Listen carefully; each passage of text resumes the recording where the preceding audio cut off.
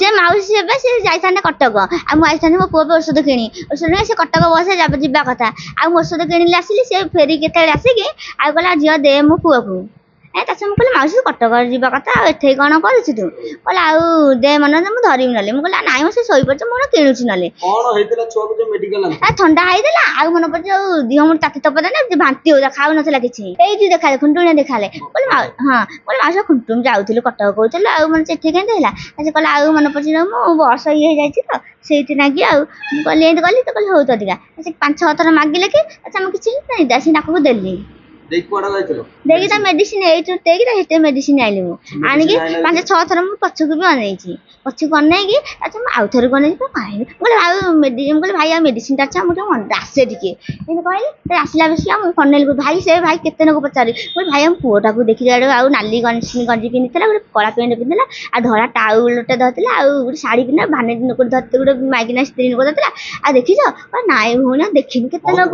ବହୁତ ଖୋଜିଲି କାନ୍ଦୁଣି ମାନ୍ଦୁଣି ହେଲେ କ'ଣ କରିବି କ'ଣ ନାହିଁ ମୁଁ କହିଲି ଆଉ ଭାଇ ଆଉ ଏଇଆଡ଼େ କଟକ ବସ ଯାଇଛି କହିଲା ନାଇଁ ମୁଁ କହିଲି ଏଇଆଡ଼େ ଯୋଉ ଯାଇଛି ଢେଙ୍କାନାଳ ବର୍ଷ ନା ବାହାପୁର ବର୍ଷ ଯାଇଛି କହିଲା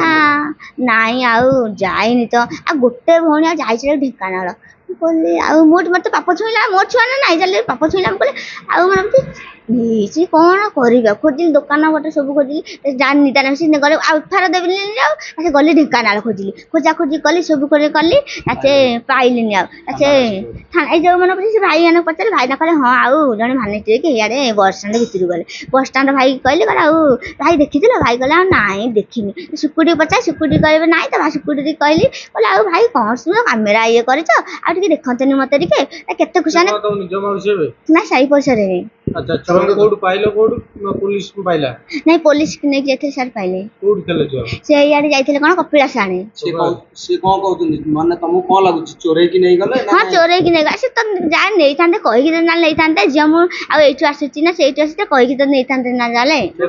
ହଁ ନାଇଁ ମତେ କିଛି ବି କହିନାହାନ୍ତି ଲୁଚିକି ପଳେଇଛି ମୁଁ ଯେତେ ଖୋଜାଖୋଜି କଲେ ପାଇନି ହଁ ଫୋନ କଲି ବି ସାର୍ ଫୋନ ବି ସୁଇଚ୍ ଅଫ୍ କରିଦେବେ ହଁ ଏବେ ଭଲ ଅଛି।